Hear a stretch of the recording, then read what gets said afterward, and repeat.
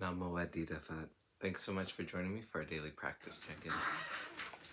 Listen, listen, listen. This wonderful sound calls us back to our true home.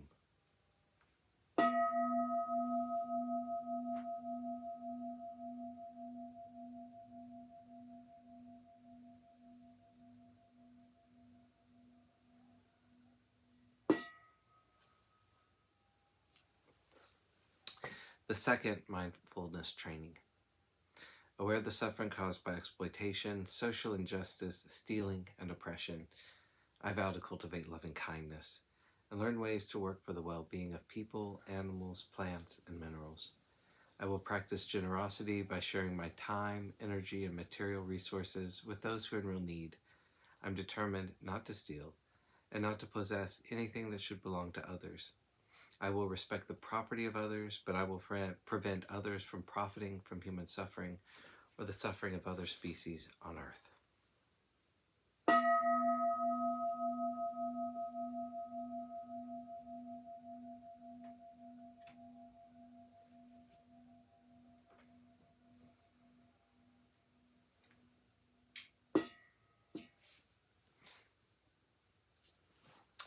For our Dharma lessons, we're now reading Abundant, Exalted, Immeasurable by Ajahn Pasanno. And we're finishing up chapter 2 today, Metta, a mature emotion. Thinking of something being billed as a metta retreat, what do? Do we come and ooze niceness? That turns my stomach, actually. Or do we put a lot of effort into trying to beam love everywhere? That can get pretty tiring. Again, the people I've met who embodied loving kindness possessed tremendous stability. I think of one particular circumstance in my life that was very helpful and illuminating for me. I'd been the abbot of the International Forest Monastery in Thailand for a few years, not all that long, and I was finding it overwhelming. I had a chance to go to England. Ajahn Sumedho and many of the other senior Western monks, old mates, were there. I was still stuck in Thailand looking after a monastery. I wasn't sure whether I was capable of doing it, or if I even wanted to do it. There were conflicts with the monks and duties with the lay community. I was feeling overwhelmed. Toward the end of my stay in England, which was just a few weeks, I was dreading getting on the plane. It was going to be a miserable plane ride because I was thinking, oh, I've got to go back to the monastery, and there's this monk and that monk and blah, blah, blah. One of the senior monks in England, who had lived in Thailand for many years, had a little package.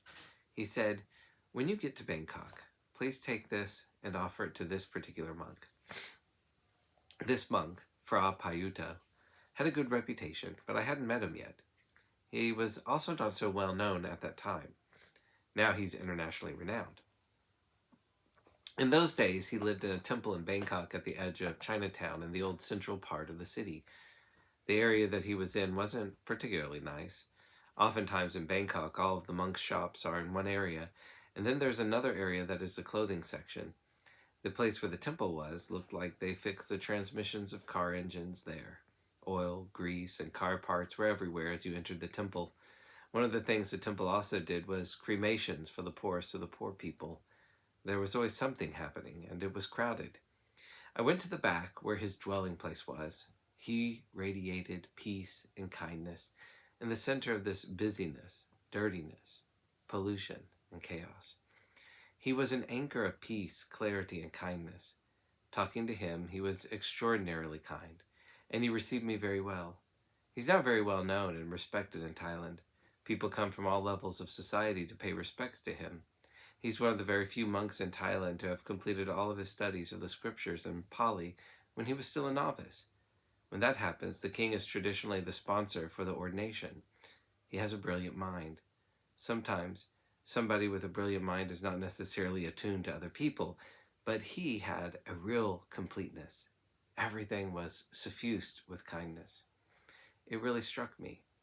Okay, that's a way that I can survive. If I could turn my attention to those qualities of kindness and metta, that would hold me in good stead. Also, I'm going back to a quiet forest monastery in the northeast of Thailand, and if I can't get some peace out of that, I'm doing something wrong with my holy life. He was a wonderful example. Some of the people here also met him when I took the group to Thailand. He received us so graciously. He's in constant pain. He's always been plagued by illness. But although he is in constant pain, the quality of kindness that radiates from him is very tangible. You see, again, the sense of a mature emotion that is very steadying, stabilizing, and grounding.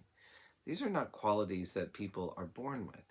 It's not that they can get it all. These are universal qualities that anybody can cultivate and tap into. I think it's an important reflection to develop. Oh, this is a mature emotion to direct attention to.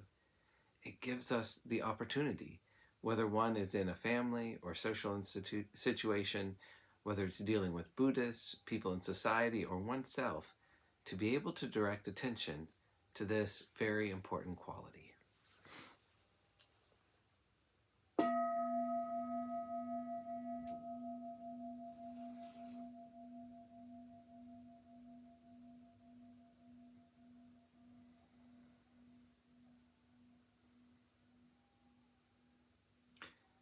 May all beings be well.